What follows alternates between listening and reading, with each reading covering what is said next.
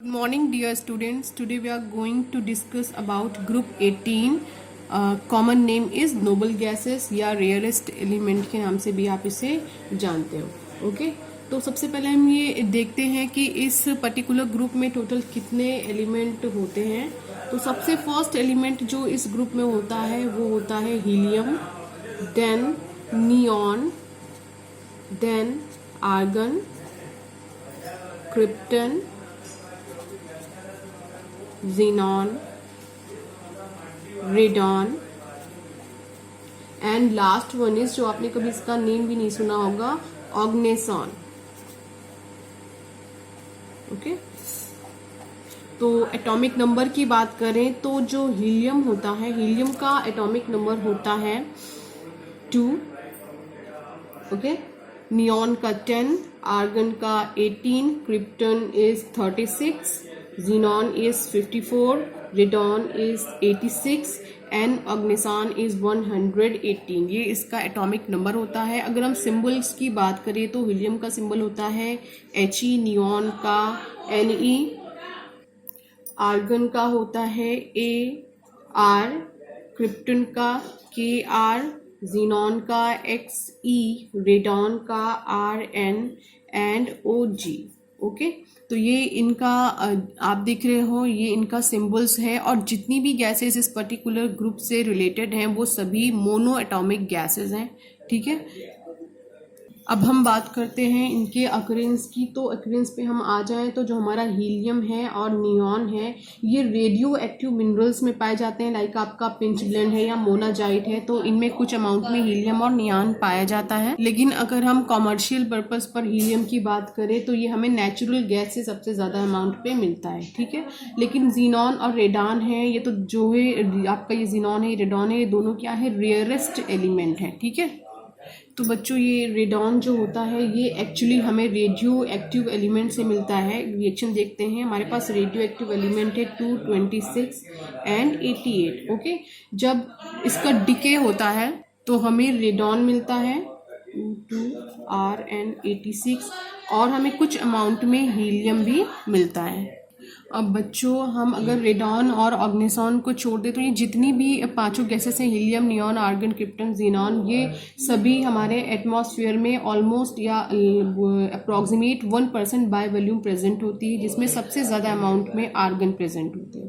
Okay तो अब हम बात करते हैं ऑग्नेसॉन की. तो ये एक्चुअली हमें कोलिजन के थ्रू मिलता है. कोलिजन किसके किसके बीच में होता है, CF और CA के बीच में जब कोलिजन होता है तो 3 मॉलिक्यूल्स ऑफ न्यूट्रॉन रिलीज हो जाते हैं.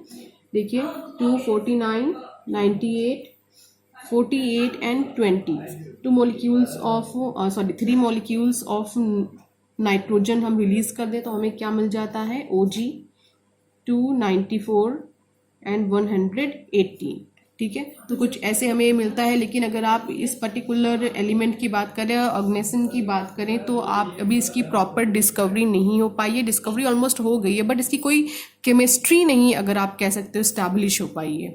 तो ऐसा इसलिए क्योंकि इसका जो हाफ लाइफ है, क्योंकि एक रेडियो एक्टिव एलिमेंट है और इसका हाफ लाइफ 0.7 मिली सेकेंड्स में है, जिसकी वजह से अभी इसकी प्रॉपर स्टडी नहीं हो पाई, जिसकी वजह से हमें इसके बारे में बहुत कम पता चला है. इसलिए हम इसको अभी स्टडी नहीं करेंगे.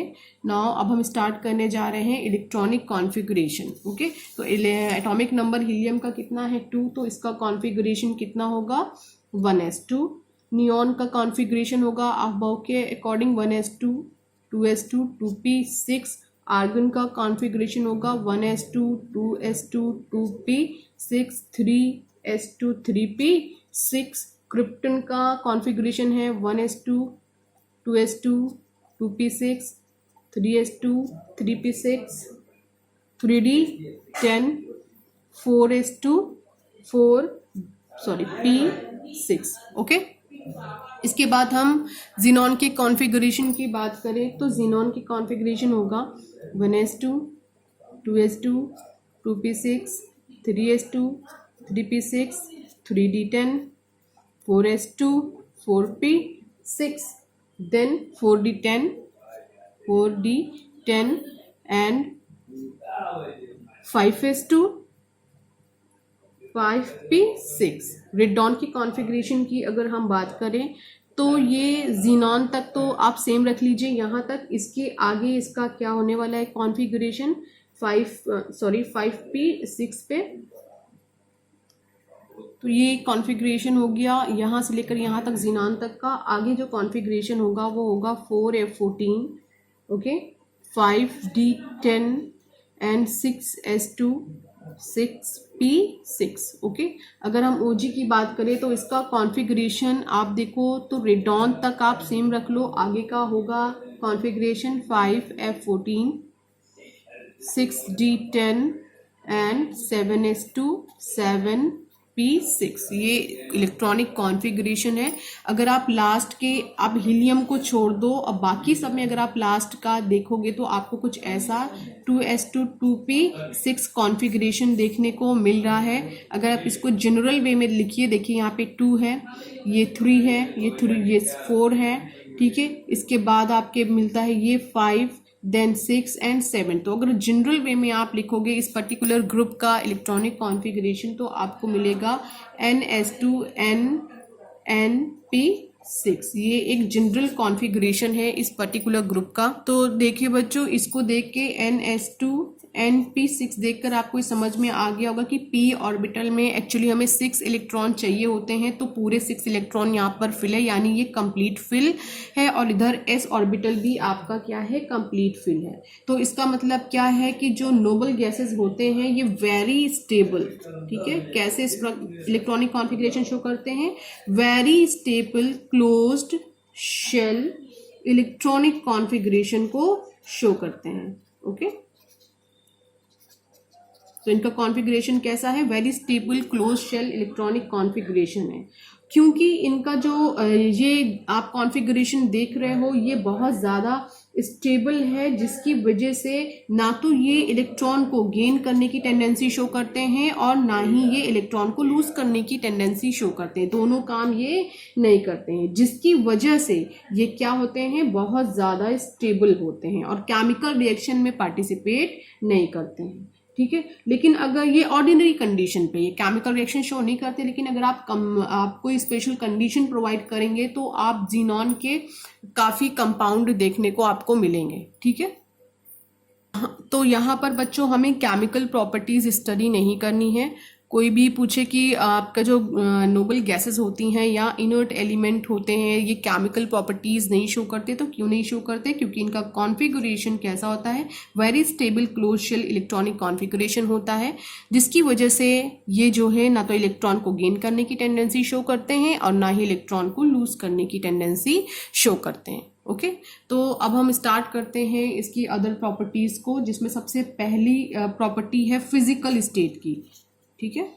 फिजिकल स्टेट, तो फिजिकल स्टेट में तो कोई कंफ्यूजन ही नहीं होना चाहिए। सबसे ऊपर देखिए क्या लिखा हुआ है, नोबल गैस। ये क्या है, इनकी फिजिकल स्टेट है, यानी जितने भी यहाँ पर आपको एलिमेंट मिल रहे हैं, helium, neon, argon, krypton, xenon, radon, ठीक है, ओजी, अग्निसान, सारे के सारे कैसे हैं, मोनो एटॉमिक हैं, ठीक है। फर्स्ट ऑफ ऑल ये मोनो एटॉमिक हैं। दूसरी चीज है कि ये सब के सब कैसे हैं, गैसेस स्टेट में प्रेजेंट हैं। और इसके अलावा ये सब के सब कलरलेस हैं, ऑर्डरलेस हैं और टेस्टलेस हैं, ओके। नाउ नेक्स्ट पॉइंट हम आते हैं एटॉमिक रेडियस पर, ओके। एटॉमिक रेडियस या आप एटॉमिक साइज भी कर सकते हो, नो प्रॉब्लम। तो जो एटॉमिक रेडियाई होती है नोबल गैसेस की, ठीक है, वो जो है इनको जब आप कंपेयर करोगे, इनके एटॉमिक रेडियस को ग्रुप 17 से अगर आप कंपेयर करोगे तो आप देखोगे कि ये साइज में उनसे क्या हैं, बड़े हैं। लेकिन टॉप टू बॉटम हम बात करते हैं तो टॉप टू बॉटम हम जैसे जैसे चलते जाते हैं वैसे वैसे आपको पता है नंबर ऑफ शेल क्या होते जाते हैं, इंक्रीज होते जाते हैं। लाइक कि आपका ये हीलियम है तो हीलियम में केवल एक ही शेल होता है, ये एक शेल हो गई इसकी जिसमें 2 इलेक्ट्रॉन है, ठीक है। नियॉन की बात करेंगे तो नियॉन में 2 शेल होते हैं, फर्स्ट में 2 इलेक्ट्रॉन, सेकेंड में पूरे 8 इलेक्ट्रॉन होते हैं, ठीक है। इसके बाद हम आएंगे आर्गन में, तो आर्गन में टोटल कितने शेल होते हैं, 3 शेल होते हैं, ठीक है। देखिए मैं इलेक्ट्रॉन फिल कर रही हूं इसमें, थर्ड शेल में इसके कितने इलेक्ट्रॉन होते हैं? 8 इलेक्ट्रॉन होते हैं, और इसकी सेकंड शेल में भी 8 इलेक्ट्रॉन होते हैं, फर्स्ट में 2 इलेक्ट्रॉन होते हैं। ठीक है, तो जैसे जैसे आप टॉप टू बॉटम आते जा रहे हो, आप देख रहे हो नंबर ऑफ शेल क्या होता जा रहा है? इंक्रीज होता जा रहा है। नंबर ऑफ शेल इंक्रीज हो रहा है तो ऑटोमेटिक जो हमारा एलिमेंट है उसका साइज भी क्या होता जा रहा है? इंक्रीज होता जा रहा है। वो तो आपको देख के ही समझ में आ रहा है। तो जब साइज इंक्रीज होता जा रहा है तो एटॉमिक रेडियस एक्चुअली होती क्या है? न्यूक्लियस से लेकर के आउटर शेल के बीच की दूरी होती है। तो ऑब्वियस सी बात है, जब साइज बड़ा होता जा रहा है तो ये डिस्टेंस भी क्या होता जा रहा है? बड़ा होता जा रहा है। ठीक है, तो टॉप टू बॉटम आने पे जो हमारी एटॉमिक रेडियस होती है वो क्या होती जाती है? इंक्रीज होती जाती है। और यहीं पर अगर आपसे कोई बोल दे एटॉमिक साइज, तो ऑब्वियस सी बात है एटॉमिक साइज भी क्या होता जाता है? इंक्रीज होता जाता है। ओके, अब हम बात करेंगे मेल्टिंग पॉइंट और बॉइलिंग पॉइंट की। ठीक है, तो बेटा आपको पता ही है ना कि इस पर्टिकुलर ग्रुप में जितने भी एलिमेंट हैं वो सभी किस फॉर्म में है? गैसेस फॉर्म में। ठीक है, किस स्टेट में प्रेजेंट है? गैसेस स्टेट में प्रेजेंट है। तो अगर आप इनको अदर एलिमेंट से कंपेयर करेंगे या प्रीवियस आपने देखा होगा प्रीवियस जो एलिमेंट आप स्टडी कर चुके हैं, अगर आप उनसे कंपेयर करते हैं तो इनका जो एमपी और बीपी होता है काफी कम होता है। ठीक है, तो क्यों कम होता है? क्योंकि ये सब के सब क्या हैं? गैसेस हैं। ठीक है, लेकिन अगर हम इनका ग्रुप 18 में ही ट्रेंड देखें तो ट्रेंड हमें ये देखने को मिलता है कि जो मेल्टिंग और बॉइलिंग पॉइंट है यानी एमपी और बीपी है, टॉप टू बॉटम क्या होता जाता है? इंक्रीज होता जाता है। अब ये क्वेश्चन अराइज हो जाता है कि टॉप टू बॉटम इंक्रीज क्यों होता जाता है? तो आपको पता ही है कि टॉप टू बॉटम साइज क्या हो रहा है? इंक्रीज हो रहा है, और इंक्रीज हो रहा है, और साइज ही डायरेक्टली प्रोपोर्शनल होता है किसके? वॉन डर वाल फोर्स के। ठीक है, लिख दे रही हूं, वॉन डर वाल फोर्स के डायरेक्टली प्रोपोर्शनल होता है। तो जब टॉप टू बॉटम आने पे साइज इंक्रीज हो रहा है तो ऑब्वियस सी बात है वॉन डर वाल फोर्स जो एलिमेंट के बीच में लग रहा है वो भी क्या हो रहा है?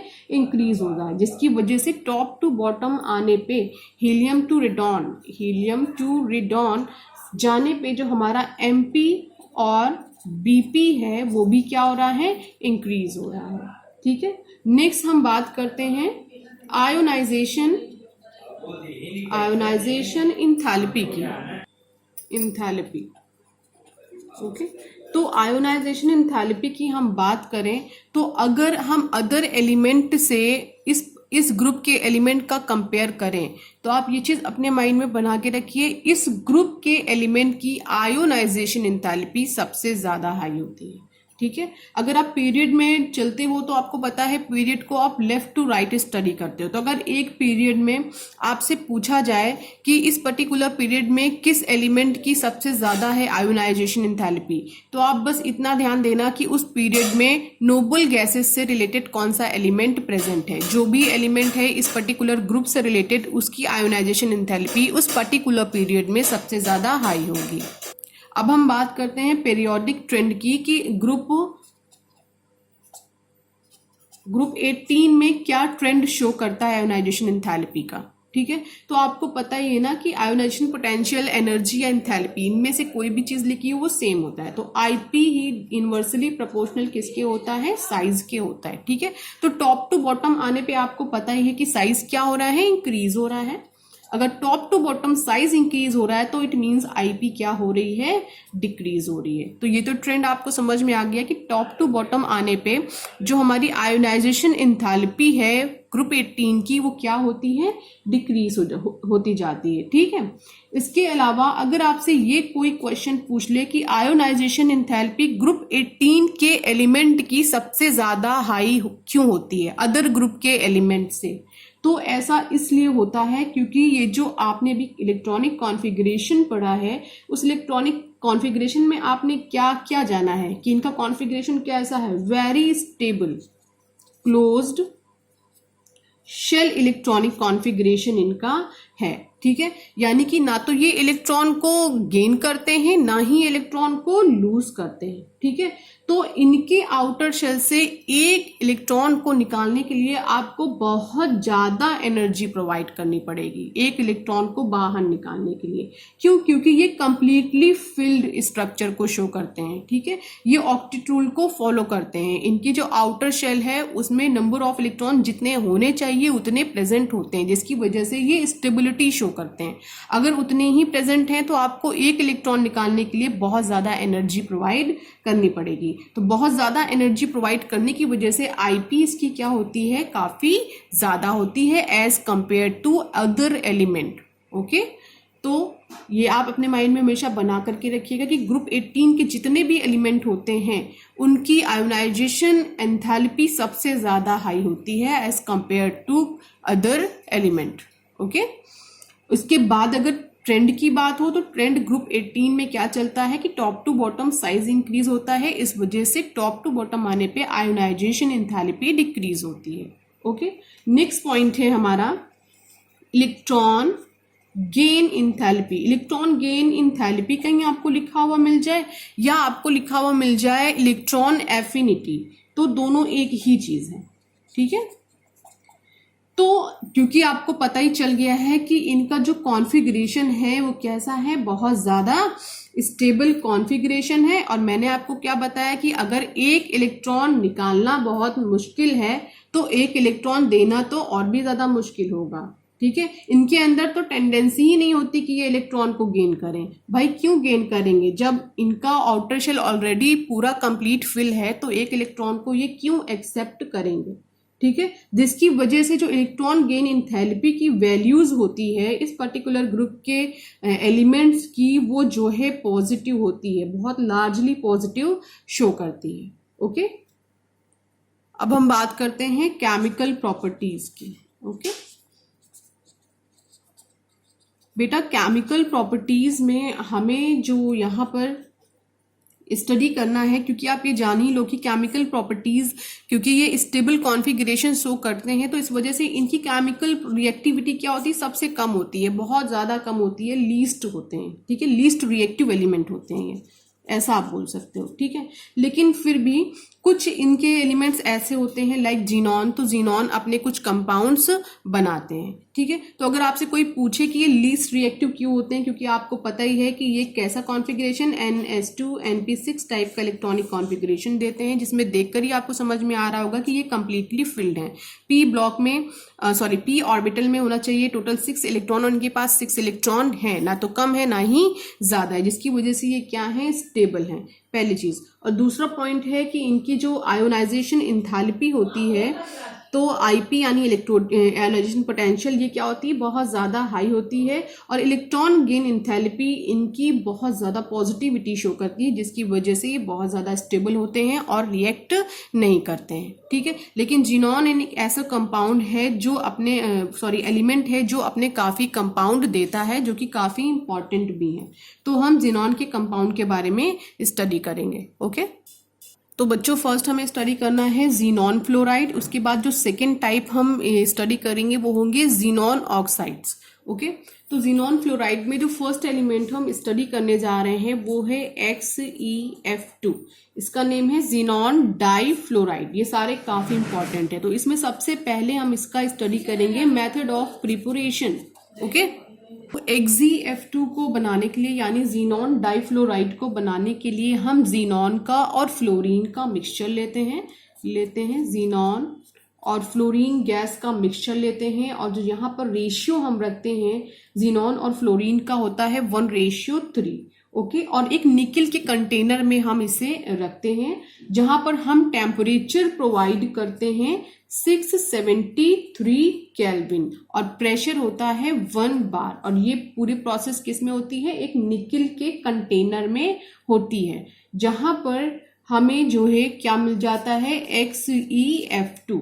पहले तो रिएक्शन हमारी 673 केल्विन पर होती है, उसके बाद हम इसको जो है सडनली कूल करते हैं 225 केल्विन पे। कितने पे, 225 केल्विन पे। जब 225 केल्विन पे ये ठंडा होता है तो हम देखते हैं कि हमें क्या मिल गया है, क्रिस्टल्स मिल गए हैं। वो क्रिस्टल कलरलेस क्रिस्टल्स हैं और वो क्रिस्टल्स किसके हैं, ज़ीनॉन डाइफ्लोराइड के हैं। ओके, तो अब इसकी हम प्रॉपर्टीज की बात करें तो प्रॉपर्टीज में बच्चों जो हमारा जीनॉन होता है ये हाइड्रोलाइज होने के बाद हमें, यानी जीनॉन फ्लोराइड है, ये हाइड्रोलाइज होने के बाद हमें जीनॉन देता है। ये इसकी बहुत इंपॉर्टेंट प्रॉपर्टी है कि यहाँ आपने Xf2 लिया हुआ है और इसकी रिएक्शन किससे करा देंगे, आप वाटर से करा देंगे तो वापस आपको क्या मिल जाएगा, जीनॉन मिल जाएगा, प्लस साथ में आपको HF मिल जाएगा, प्लस O2 मिल जाएगा। ओके, तो हम रिएक्शन को बैलेंस करें तो देखिए क्या होगा, 4HF 2Xg।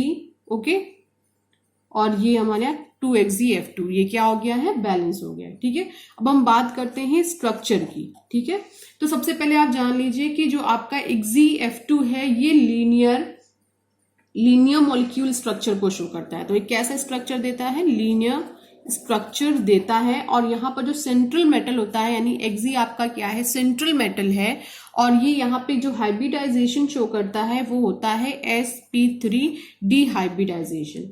ठीक है, तो अब हम देखते हैं कि ये कैसे बनता है। तो ये आप जान लीजिए कि ये जो आपका Xgf2 है ये फर्स्ट एक्साइटेड स्टेट के थ्रू हमें मिलता है। ठीक है, फर्स्ट एक्साइटेड स्टेट से हमें मिलता है। ओके, तो जीनॉन की हम बात करें, फर्स्ट एक्साइटेड स्टेट का क्या मतलब है, जीनॉन की हम बात करें तो इसके जो आपका लास्ट शेल होते हैं उसका कॉन्फ़िगरेशन क्या होता है, 5s2 एंड 5p6 होता है, और इसके बाद 5d0 यानी वैकेंट ऑर्बिटल होता है। ठीक है, इसके बाद देखिए हम कॉन्फ़िगरेशन देखें तो 5s में आपके ये 5s है। ठीक है, 2 इलेक्ट्रॉन ऑलरेडी फिल हैं, और 5p में भी आपके ये 5p है, यहाँ पर भी आपके टोटल 6 इलेक्ट्रॉन्स क्या हैं, फिल है। ठीक है, और जो आप 5d है ये क्या है, अभी वैकेंट है। ठीक, ये 5d है जो कि वैकेंट है। तो ये तो ग्राउंड स्टेट की बात हो गई। ठीक है, एक्साइटेड स्टेट की बात करें और वो भी फर्स्ट एक्साइटेड स्टेट की हम बात करेंगे। तो फर्स्ट एक्साइटेड स्टेट में ये जो 5p का एक इलेक्ट्रॉन है, देखिए ये अनपेयर हो जाता है और ये जंप कर जाता है 5d ऑर्बिटल में। इस तरह यहाँ पर 2 अनपेयर इलेक्ट्रॉन आपको मिल जाते हैं, और ये दोनों ही अनपेयर इलेक्ट्रॉन होते हैं जो जीनॉन से फ्लोरीन के बीच में बॉन्ड बनाने के लिए, यानी सिग्मा बॉन्ड बनाने के लिए रिस्पॉन्सिबल होते हैं। ठीक है, तो यहाँ पर अगर हम हाइब्रिडाइजेशन देखें यहाँ से लेकर यहाँ तक, तो हाइब्रिडाइजेशन जो हमें मिलता है वो कैसा होता है, sp3 डिहाइब्रिडाइजेशन मिलता है, और हमें जो स्ट्रक्चर मिलता है वो कुछ ऐसा होता है। जीनॉन के पास कितने लोन पेयर होते हैं, 3 लोन पेयर होते हैं। तीनों लोन पेयर हम यहाँ पर बना दे रहे हैं, 3 लोन पेयर। और ये कितने फ्लोरीन से इस टाइम ऐड हुआ है, यानी पाई बॉन्ड के थ्रू ये कितने फ्लोरीन से बॉन्ड बनाया है, 2। ये क्या हो गया, 2। ये जो स्ट्रक्चर आपको मिला है ये कैसा स्ट्रक्चर है, लीनियर स्ट्रक्चर है। ओके, नाउ नेक्स्ट कंपाउंड है जो आपका जीनॉन और फ्लोराइड के बीच में बनता है, वो होता है Xgf4, जिसका नेम होता है जीनॉन टेट्राफ्लोराइड। ठीक है, तो सबसे पहले हम देखते हैं इसका method of preparation. Method of preparation में बच्चों ये जो जीनॉन हम लेते हैं सबसे पहले, और साथ में क्या लेते हैं, हम एक फ्लोरीन लेते हैं। साथ में दोनों को हम जो रेशियो यहाँ पे चेंज करते थे, पहले 1:3 हमने लिया था, अब हम 1:5 में लेते हैं। ठीक है, अब जब इसको हीट करते हैं तो कितना टेम्परेचर रखते हैं, 675 केल्विन टेम्परेचर यहाँ पर हम प्रोवाइड करते हैं। ठीक है, और यहाँ पर जो प्रेशर हम देते हैं वो प्रेशर होता है हमारा 6 atm। ओके, 6 एटमॉस्फेरिक प्रेशर होता है। और सेम हम लेते हैं यहाँ पे वेसल, निकिल का वेसल लेते हैं, और कंटेनर लेकर के कुछ घंटे के लिए इसको हम हीट करते हैं, उसके बाद सडनली कूल कर देते हैं। उसके बाद हम देखते हैं कि हमें क्रिस्टल्स मिल गए हैं, वो क्रिस्टल्स हमारे किसके हैं, Xgf4 के हैं। ठीक है, ये देखिए रिएक्शन हमने क्या कर दी है, बैलेंस कर दी है। अब हम प्रॉपर्टीज पर आते हैं कि ये Xgf4 कौन सी एक प्रॉपर्टी बहुत ही इंपॉर्टेंट शो करता है, वापस है हाइड्रोलिसिस। ये वाटर के साथ रिएक्ट करता है, Xgf4 H2O के साथ रिएक्ट करने के बाद हमें वापस क्या देता है, Xg, साथ में क्या दे देता है, XeO3। ठीक है, उसके बाद नेक्स्ट कंपाउंड होता है HF, and last compound is oxygen. Okay, तो इस रिएक्शन को हम बैलेंस करते हैं तो हमें मिलता है 6 12 2 4 एक सॉरी यहाँ पर होगा 2, ओके, दिस इज 4 24 एंड 3। अभी रिएक्शन हमारी क्या हो गई है, बैलेंस हो गई है। अब हम बात करते हैं स्ट्रक्चर की। ओके, तो बच्चों स्ट्रक्चर में हम देखते हैं कि इनका स्ट्रक्चर एक्चुअली कैसा होता है, स्क्वायर प्लेनर होता है, ठीक है। और हाइब्रिडाइजेशन ये शो करते हैं sp3d2 हाइब्रिडाइजेशन होता है इनका, ठीक है। और ये आप देख लीजिए, ये स्ट्रक्चर हमें सेकेंड एक्साइटेड स्टेट के बाद मिलता है, ठीक है। तो ग्राउंड स्टेट में कुछ ऐसा कॉन्फ़िगरेशन होता है, हमारा p ऑर्बिटल में टोटल 6 इलेक्ट्रॉन होते हैं, ठीक है। लेकिन अगर फर्स्ट एक्साइटेड स्टेट की बात करें तो एक इलेक्ट्रॉन पहले मूव करता है डी ऑर्बिटल में, सेकेंड एक्साइटेड स्टेट में दूसरा इलेक्ट्रॉन मूव करता है डी ऑर्बिटल में, थर्ड एक्साइटेड स्टेट में तीसरा इलेक्ट्रॉन भी मूव कर जाता है, ठीक है। तो यहाँ पे हम सेकेंड एक्साइटेड स्टेट की बात कर रहे हैं, तो यहाँ पे देखिए पहले एक्साइटेड स्टेट में मूव कर चुका था, सेकेंड वाला अब किया है, तो टोटल यहाँ पे अनपेयर इलेक्ट्रॉन देखिए कितने हो गए हैं, 4 हो गए हैं। तो ये 4 अनपेयर इलेक्ट्रॉन ही रिस्पॉन्सिबल होते हैं जीनॉन के लिए कि ये 4 फ्लोरीन से अटैच हो सके, सिग्मा बॉन्ड के थ्रू बॉन्ड बना सके, ठीक है। अब हम इनके स्ट्रक्चर की बात करते हैं, तो ये क्या है, हमारा XE है और ये इसके 2 लोन पेयर हैं, ठीक है। एक ये F है और एक ये F है, एक ये F है और एक ये F है, ठीक है। ये देखिए कुछ ऐसा इसका स्ट्रक्चर होता है। इसके बाद जब आप देखोगे XeF4 को, तो XeF4 में क्या होता है बच्चों, ये थर्ड एक्साइटेड स्टेट को शो कर देता है, जिसकी वजह से इसके पास ये कैपेसिटी हो जाती है कि ये 6 फ्लोरीन को अपने साथ बॉन्ड करे और सिग्मा बॉन्ड के थ्रू और कोई दूसरा स्ट्रक्चर दे। तो नेक्स्ट जो हम कंपाउंड पढ़ने जा रहे हैं वो है XeF6। इसका मतलब है, इसका नेम होगा जीनॉन हेक्सा फ्लोराइड। इसका नेम है जीनॉन हेक्सा फ्लोराइड। और मेथड ऑफ प्रिपरेशन की हम बात करें तो मेथड ऑफ प्रिपरेशन में जो आपका जीनॉन हेक्सा फ्लोराइड होता है, इसमें आपको जीनॉन लेना होता है और आपको फ्लोरीन लेना होता है। इस बार रेशियो जो हमें रखना होता है वो 1:20 रखना होता है दोनों को, यानी जीनॉन को 1 रेशियो में और फ्लोरीन को 20 रेशियो में हम यहाँ पर लेते हैं। और यहाँ पर हम टेम्परेचर प्रोवाइड करते हैं 500 से लेकर के 575 केल्विन के बीच में और 50 ATM पर, ठीक है। तो ये दोनों आपस में कंबाइन होकर के हमें दे देते हैं XeF6। ओके, अब हम इसकी प्रॉपर्टीज को स्टडी करते हैं, देखते हैं कौन सी इंपॉर्टेंट प्रॉपर्टी ये शो करता है। प्रॉपर्टीज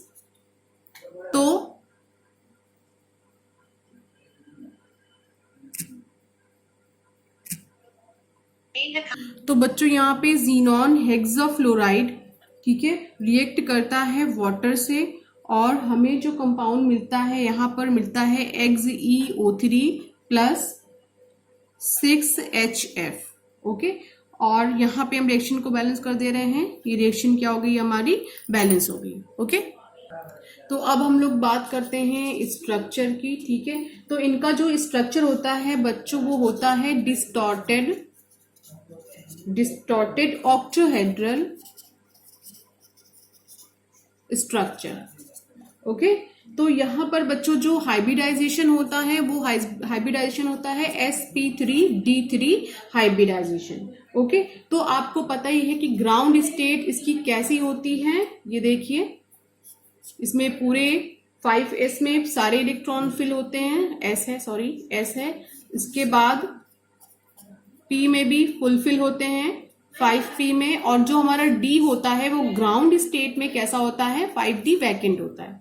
लेकिन अगर हम थर्ड एक्साइटेड स्टेट की बात करें, ये हमारा थर्ड एक्साइटेड स्टेट है, तो यहाँ पर जो 5s होता है ये तो अपना पेयर ही होता है, लेकिन 5p के तीनों पेयर इलेक्ट्रॉन अपने आप को अनपेयर कर लेते हैं। ये थर्ड एक्साइटेड स्टेट की बात है और कहाँ पहुंच जाते हैं, 5d में। ओके, तो कुछ ऐसा स्ट्रक्चर हमें मिल जाता है। तो ये 6 अनपेयर इलेक्ट्रॉन होते हैं, ये 6 के 6 अनपेयर इलेक्ट्रॉन जो है XEF बॉन्ड बनाने के लिए रिस्पॉन्सिबल होते हैं। बॉन्ड किस टाइप का बनता है, सिग्मा बॉन्ड बनता है यहाँ पर। और जो हमें स्ट्रक्चर मिलता है, अब ये चूंकि 1 2 3 4 5 6 अनपेयर है, तो यहाँ पे हाइब्रिडाइजेशन कैसा है, sp3d3 हाइब्रिडाइजेशन है।